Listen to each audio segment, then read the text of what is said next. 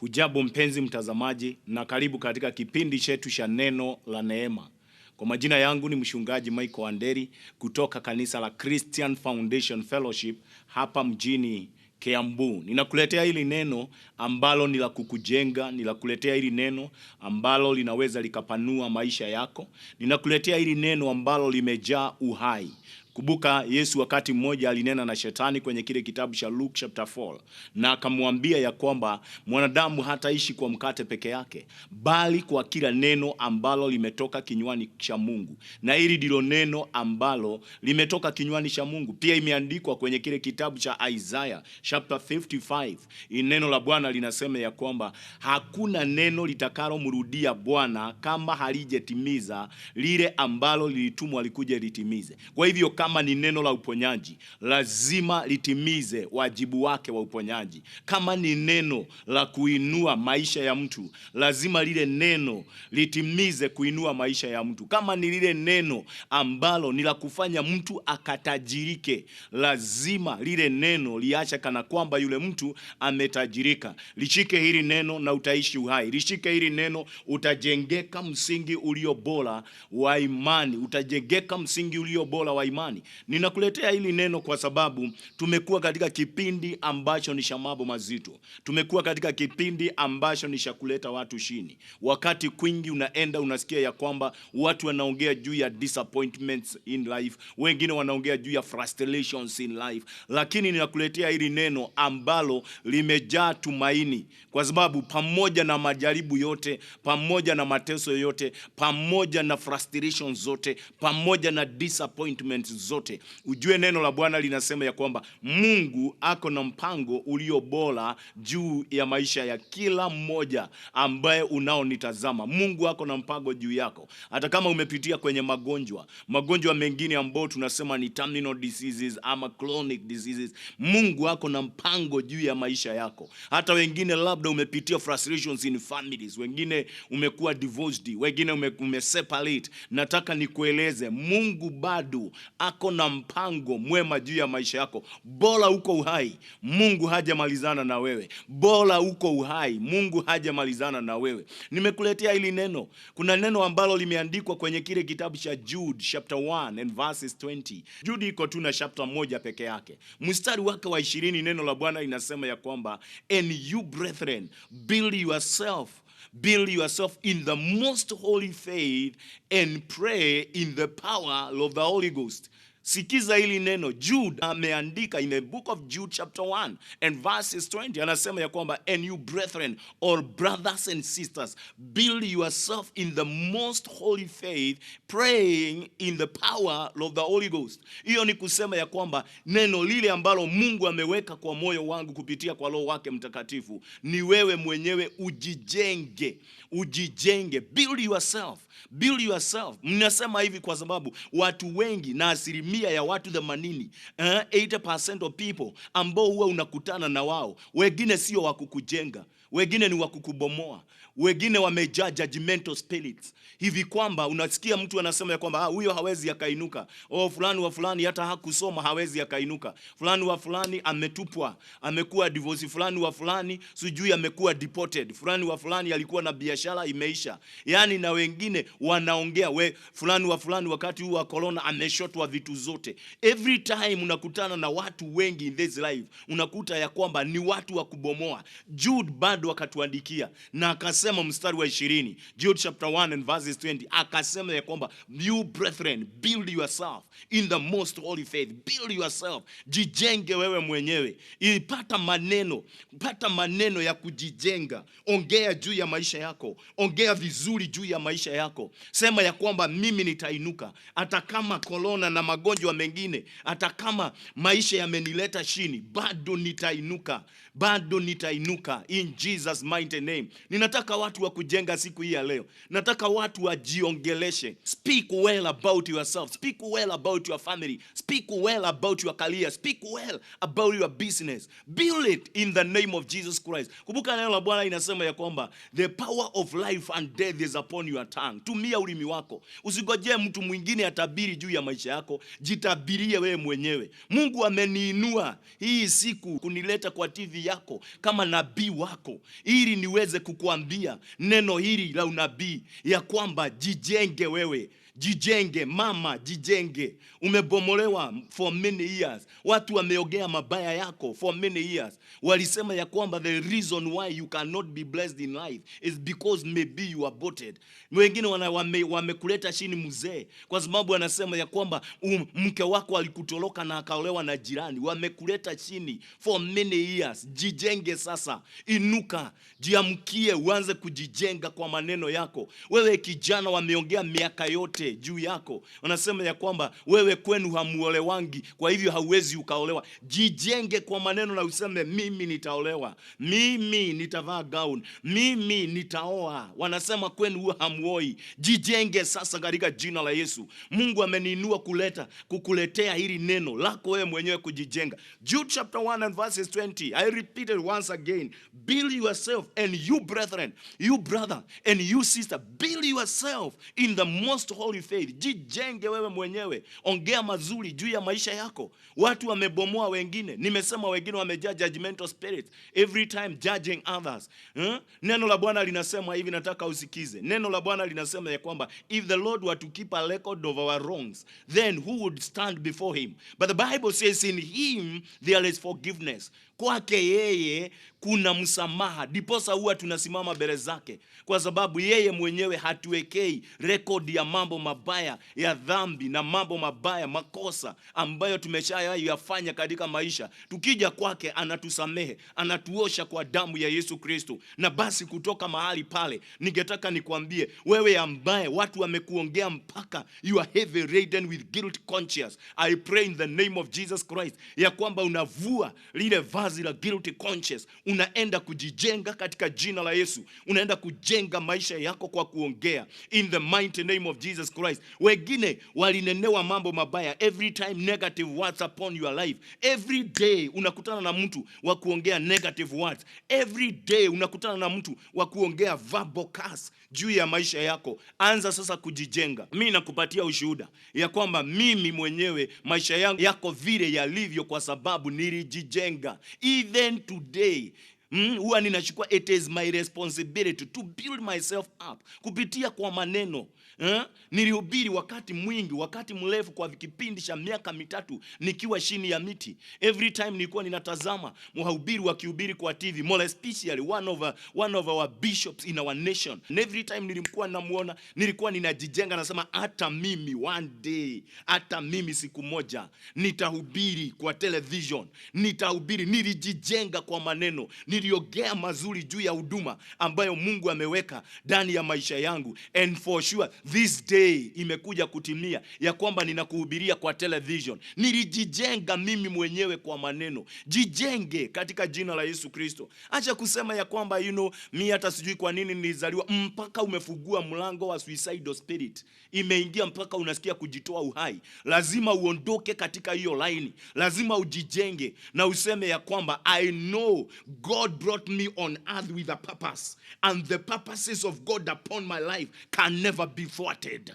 in the name of Jesus Christ. That is in the book of Job chapter 42. Ni yeye alisema hivyo. Job baada ya kupitia kwenye mambo mazito, yeye mwenyewe alijijenga. Yeye alijijenga. Job chapter 42 and verses 1 anasema now I know. Ni Job anasema hivyo. Ayubu baada ya kupitia changamoto za kila aina in this life, ikawa ni vifo, utajiri kuisha, magonjwa kuingia, alijijenga. Job chapter 42 and verses 1 akasema now I know that Jehovah God can do all things, and there is no purposes of his that can be thwarted. Hakuna mpango wake unaweza ukabatilishwa. Ninaomba katika jina la Yesu, wewe dada utaanza kujijenga. Wewe kijana ambaye you have tarmacked for a long time, unaweza kuanza kujijenga na uanze kusema this month of June is your month in Jesus name. By the way, God has given me this month of June ni kuwahubiria na niwaeleze ya kwamba huu ni mwezi wa kujijenga. Ni mwezi wa kujijenga.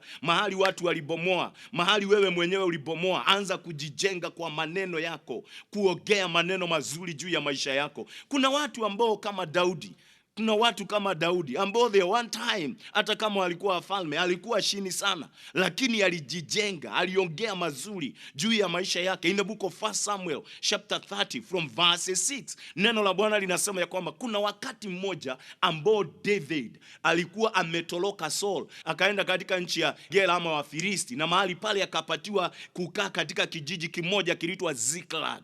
Na neno la Bwana inasema alikuwa na wanaume 600 ambao pia walikuwa wameoa, walikuwa na watoto, walikuwa na utajiri wao, walikaa kijiji kinaitwa Ziklag. Neno la Bwana linasema wakati mmoja mfalme mmoja akamkujia Daudi akamwambia twende vitani. Daudi akabeba wanaume wote wakaenda kwa vita, but on coming back wakakuta Ziklag imeharibiwa, Ziklag imeibiwa. Wameleki walivamia Ziklag, wakachukua wake zote, mpaka wake wawili wa Daudi walikuwa wameshukuliwa, wakachukua utajiri wote, alafu wakateketeza nyumba zote. Na neno la Bwana linasema wanaume wakalia mpaka sauti zikaisha. Mara wakageuka Daudi, wakasema ya kwamba wewe, you are the cause of our predicament, you are the cause of all this, you are the cause of our problems. Na kwa hivyo Biblia inasema they were talking of stoning him. Wakasema lazima tukuue wewe, mwenyewe ndio umetushukua ukatupeleka kwenye vita, umefanya wake zetu washukuliwe, umefanya mifugo wetu, utajiri wetu wote ushukuliwe. Sasa nyumba zetu zimechomwa, hatujui tutakaa wapi. Walilia mpaka sauti ikafika mwisho, zikaisha. Neno la Bwana linasema ya kwamba kutoka mahali pale they talked of stoning him, wakachukua mawe. But the Bible says verse 6, though David was distressed, he felt frustrated, the Bible says that he encouraged himself in the Lord. He built himself in the Lord. And David encouraged himself in the Lord. That is in the book of 1 Samuel chapter 30 and verse 6.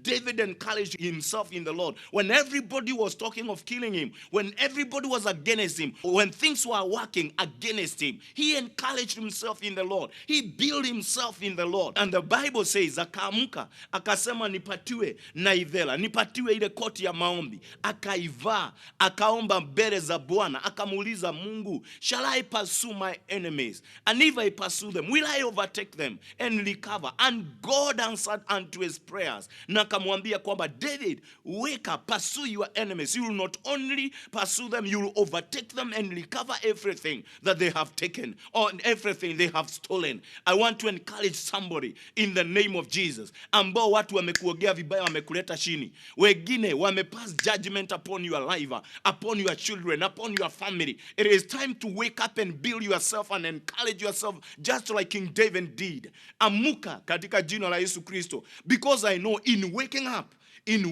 there is pursuing and there is overtaking and there is also recovering. Kuna watu ambao maisha imetuleta chini kutoka 2020, imetuleta chini mpaka siku ya leo, biashara imeenda chini. But I am here to encourage you, build yourself, kwa sababu sio wakati wa kujihurumia. This is not a season of self pity. Every time unajua nilikuwa na biashara kubwa, sasa niko nimefanyika maskini. Wake up my brother, wake up my sister in Jesus name. Amuka. Wengine unasema unajua mimi nilikuwa mtu ambaye yuko na pesa nyingi, sasa nimeachwa maskini. Wake up and build yourself in Jesus name. Start talking well of your life in the mighty name of Jesus Christ.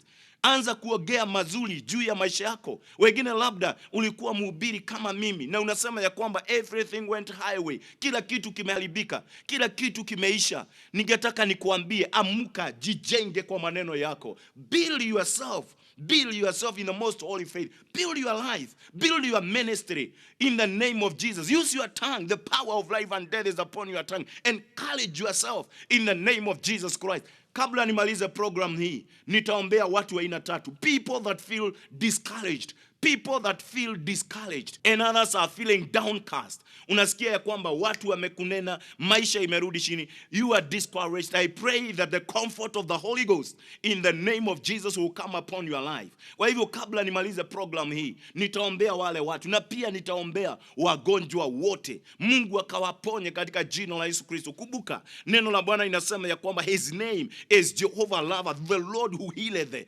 all our diseases. na pia nitaombea watu wale wote ambao you feel in your spirit that you'd want to give an offering to support this program. Ungetaka kulipa fungu lako la 10. Unasikia kwa moyo wako, nimekuletea hili neno kwa wakati mrefu. Ungetaka kujitolea pesa zako kwa ajili ya kulipa fungu la 10. Thanksgiving offering, sadaka yako, first fruit. Labda ni sadaka ya mwezi huu wa 6. Unasema mwezi huu wa 6 lazima uamke kama vile ambavyo nimekuletea hili neno. Unasema mwezi huu wa 6 ninajitolea sadaka ya watoto wangu, sadaka ya biashara yangu. Nimekuwekea nambari mahali pale za M-Pesa and till number, unaweza ukasupport. Mimi nitachukua pesa zako, nitalipia program hii, na hili neno litaendelea kuwa mahali hapa. Mungu akaweze kukubariki. Yes, let's go back to the book of Jude. Jude chapter 1 and verses 20. And you brethren, build yourself in the most holy faith, praying in the power of the Holy Ghost. I like it in Jesus' name that people in our nation and even outside our nation, it is your responsibility to build yourself up in the name of Jesus. Ongea mazuri juu yako. Na ukifikiria uko na marafiki wanaongea mazuri juu yako, utashangaa hauna. Ninampenda mfalme mmoja in the book of Isaiah chapter 38. There is this guy, he was a king in Israel, Hezekiah. Biblia inaongea vizuri na kusema ya kwamba kuna wakati mmoja ambao Hezekiah, that is Isaiah chapter 38, and King Hezekiah became ill, and the Bible says akatumiwa nabii Isaiah son of Amozi, akakuja kwake akamwambia ya kwamba this is what the Almighty God says, put your house in order, because you are not going to recover, you are going to die. And the Bible says nabii akaondoka akaenda. Lakini angalia mfalme Hezekiah vile alifanya. The Bible says aligeuka akaangalia kwa ukuta na akamulilia Bwana, akamkumbusha Bwana, Lord, remember how I have walked before you faithfully. Nimekutumikia, have walked before you faithfully. Na akamkumbusha, kumbuka ya kwamba wakati mwaka wa kwanza niliochaguliwa, mwezi wa kwanza, I renovated your house. Nilitoa mali yangu, nilitoa pesa zangu zote, nikatengeneza tena nyumba yako, hekalu lako ambalo lilikuwa in bad shape, lilikuwa limeharibiwa. I restored proper worship. Na akamkumbusha hayo mambo. Na neno la Bwana linasema ya kwamba kutoka hapo yeye mwenyewe akaanza kujijenga. Wakati tu ameomba lile lombi ya kumkumbusha Bwana, akaanza kujijenga. And Hezekiah akasema katika mstari wa 10, Isaiah 38 and verses 10, akasema mimi nimekataa kukufa, nimekataa kuenda kaburini, nikiwa nimekatizwa mabaki ya miaka yangu, nimekataa kuenda kaburini. Alijijenga yeye mwenyewe. He refused to die. And the Bible says Mungu akamuongeza miaka ingine 15 kwa sababu amejijenga. Amemkumbusha Bwana jambo alilolitenda kwa kazi yake, na kisha akajijenga, akasema nimekataa kufa. Watu wale wote ambao mnaonisikiza, jijenge kwa maneno, jiongeleshe we mwenyewe, sema mimi nitainuka in the mighty name of Jesus Christ. Luke chapter 15, kuna mtu ambaye anaitwa the prodigal son. Kile kilifanya prodigal son maisha yake iwe restored. Neno la Bwana inasema mzee mmoja alikuwa na vijana wawili. Yule alikuwa mdogo na mwingine mkubwa. Yule mdogo alimwambia babake, nipatie urithi wangu niondoke, na akapewa. Akaenda nchi ya mbali, akaharibu urithi wake wote kwa njia ya ukahaba, kwa njia ya anasa za dunia. Na neno la Bwana inasema katika hiyo nchi kukatokea kiangazi. Maisha yake ikaenda chini, ikaenda chini kabisa. Ile watu wanasema mimi saa hii ninaguza chini na limu. Maisha ya the prodigal son ikaenda chini kabisa, mpaka akaajiriwa kulisha nguruwe. Na Biblia inasema he desired kukula hata chakula ya nguruwe. Na neno la Bwana linasema wakati mmoja alianza kujijenga, alijiogeresha yeye mwenyewe, akasema in my father's house. He was speaking to himself, building himself. Akasema in my father's house, and this is the message that God has given me. Yeye alikuwa chini, the prodigal son, akajijenga, akasema in my father's house there are many servants ambao wanakula na wanakunywa na wanavaa, na mimi ninasubuka hapa na nguruwe. Na Biblia inasema ya kwamba akasema I will wake up, nitaamuka. I will wake up, nitaamuka na nirudi katika nyumba ya baba yangu. Nimwambie ya kwamba anishukue kama mmoja wa wafanyikazi. Nimwambie nimekosea mbinguni na nimekosea hapa duniani. Anishukue kama mmoja wa wafanyikazi. And let me tell you, when he built himself, he spoke to himself, he encouraged himself, akaamuka akarudi nyumbani, his life was restored back. Akavalishwa pete, akavalishwa mavazi mapya, akavalishwa viatu, akaambiwa wewe hautakuwa one of the servants ama kama one of the servants. Wewe umezaliwa hapa, wewe ni mtu wa hapa na utakaa hapa. Na hivi kusema maisha yake ikawa restored. God can restore your life, my sister. God can restore your life, provided you build yourself, encourage yourself, speak to yourself in the name of Jesus Christ. You are not a failure. You are not a good for nothing person. No. Amuka katika jina la Yesu. There is a purpose in your life in the name of Jesus Christ, and you must fulfill your purpose on earth in the name of Jesus Christ. Build yourself in Jesus' name, in the mighty name of Jesus Christ. Acha kujihurumia ukisema unajua mimi ni orphan, unajua mimi nilikufiwa, unajua mimi sina njia, mimi sina bere. Amuka, washa kujihurumia. Build yourself in the most holy faith, praying in the power of the Holy Ghost. Wewe ambaye hauje kutana na Bwana na hauje muamini, sema nyuma yangu: Bwana Yesu, nimekuja mbele zako, nisamehe dhambi na makosa. Andika majina yangu kwenye kitabu cha uzima.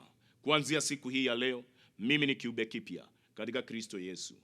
Amen. May God bless you. Sasa tumefunguliwa kurudi makanisani. Rudi katika nyumba ya Bwana. Wengine hata labda utaingia tu katika nyumba ya Bwana once na maisha yako ibadilike. Utaguza madhabahu ya Bwana once, maisha yako ibadilike. Build yourself in the most holy faith.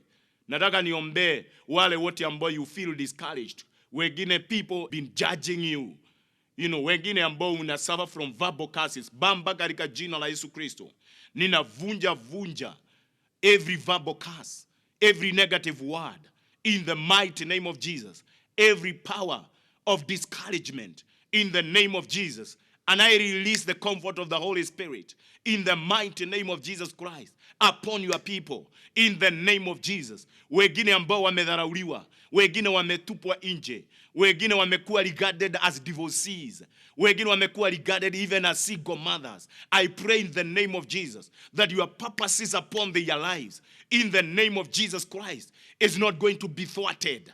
In the name of Jesus Christ. Ninaombea Mungu wa Israeli, wale ambao ni wajane, wale ambao ni watoto yatima. Ninaomba Mungu kutakuwa na njia katika maisha yao. Wale ambao wamefinyiliwa, ninaomba kuanzia siku ya leo kukawe na njia in the mighty name of Jesus. Wale wamezunguka wamekosa kazi miaka na miaka, I pray dear Lord Almighty God, oh God, you make the ways where seems to be no way. I pray in Jesus name kunapatikana njia sasa katika jina la Yesu Kristo. Uwezo na nguvu zako zinaonekana in the mighty name of Jesus Christ. Utukuzwe Bwana na uheshimiwe daima. I speak positive words upon their lives. There is rising again in the name of Jesus Christ.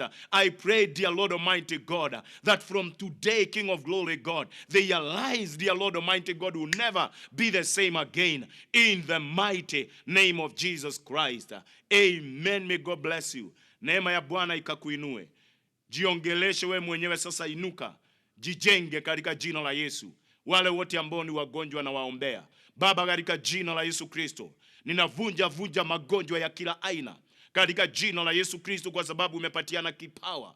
Katika jina la Yesu Kristo, magonjwa ya HIV and AIDS haina nguvu. Ninaiamuru iondoke, virusi viondoke kwa hiyo damu. Ule mwili ni hekalu la Roho Mtakatifu. Ninakemea kansa, saratani ya damu katika jina la Yesu Kristo. Saratani ya matiti, kansa ya kila aina mpaka ya mifupa, kansa ya ulimi, ninaikemea katika jina la Yesu Kristo. Ninaashiria neema ya uponyaji in the name of Jesus Christ. Wale wote ambao wamesubuka na maalaji za kila aina, ninaomba zikaondoke katika jina la Yesu Kristo. Wale wote ambao wamesubuka na maufimbe katika miri yao, maufimbe yayeyuke kama mishumaa katika jina la Yesu Kristo. Ninakemea high blood pressure, low blood pressure and hypertension in the name of Jesus Christ. Wale wamesukumwa na magonjwa ya stroke, miri yao ianze kupata nguvu tena katika jina la Yesu Kristo. Wale wamegojeka magonjwa ya kichwa, ninaomba ukawaponye katika jina la Yesu Kristo. Ninakemea roho ya kifafa, ninakemea roho ya meningitis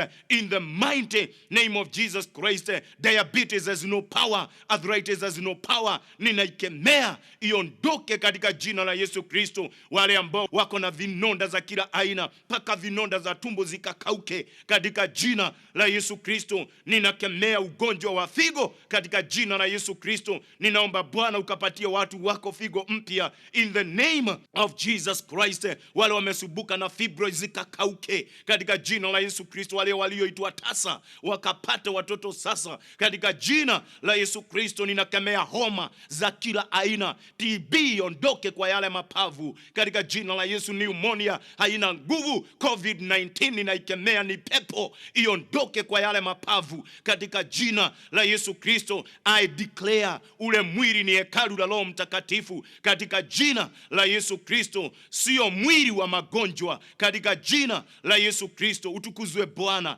na uheshimiwe daima. Wale waliovunjika mifupa yao kwa sababu ya maajali ya kila aina, mifupa ikashikane na mifupa, nyama zikashikane na nyama katika jina la Yesu Kristo. Utukuzwe Bwana na uheshimiwe daima. Asante Mfalme kwa sababu ya wema na fadhili zako. Katika jina la Yesu tumeomba na kuamini.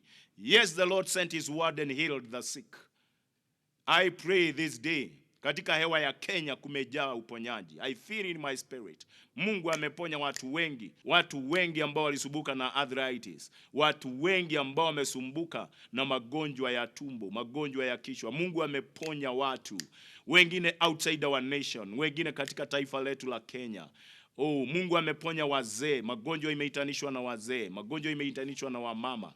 Mungu ameweza kuponya watu ambao magonjwa imeitanishwa na watoto. Ninaomba hili jambo likatimie. Mungu amelipiga muhuri katika jina la Yesu Kristo. Amen, amen. May God bless you. Sasa nataka kuombea watu wale wote ambao wanaojitolea sadaka zao. Unalipa fungu lako la 10.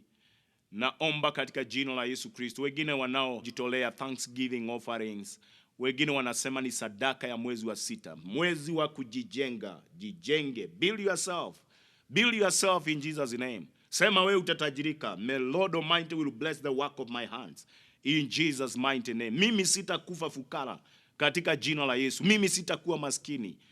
Let the poor say they are rich in Christ Jesus. That is the word of God. Build yourself.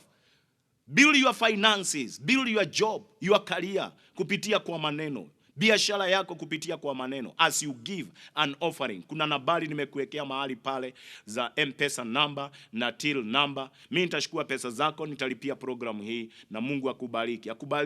Abariki watu wale tu wachache ambao wamekuwa kin support programu hizi. Baba, katika jina la Yesu Kristo, ninaombea watu wako Bwana ukawabariki. Wanaojitolea sadaka zao, wamama, wazee, watoto, vijana wavulana na vijana wanaume, wabarikie fungu lao la 10, wabarikie sadaka za shukrani, sadaka za watoto wao, sadaka za mabiashara. Ninaomba Bwana nikisimama na neno lako ya kwamba wewe ndiye utupatia nguvu za kuwa na utajiri, na utajiri wa kudumu katika maisha.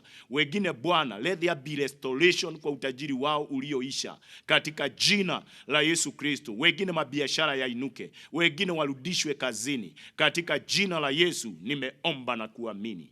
May God bless you. Mungu awabariki. Neema ya Bwana ikawe juu ya maisha yenu. Amen. Mimi nimekuwa pamoja nawe. Kwa majina yangu ni Bishop Michael Wanderi kutoka kanisa la Christian Foundation Fellowship hapa mjini Kiambu. Nikisema ya kwamba Mungu akakutangulie, wema wa Bwana ukakutangulie. Usitanguliwe na mapepo, usitanguliwe na wachawi, usitanguliwe na waganga, usitanguliwe na wicked people, usitanguliwe na evil people. Mungu akakutangulie kwa mwezi mzima wa June. Mungu akakutangulie, fadhili za Bwana zikawe juu yako, utukufu wa Bwana ukawe juu yako. Neema ya Bwana ikakutangulie. Shalom, shalom. la neema, tunapona twainuliwa. Kwa neno la neema tutamwona Mwokozi Yesu.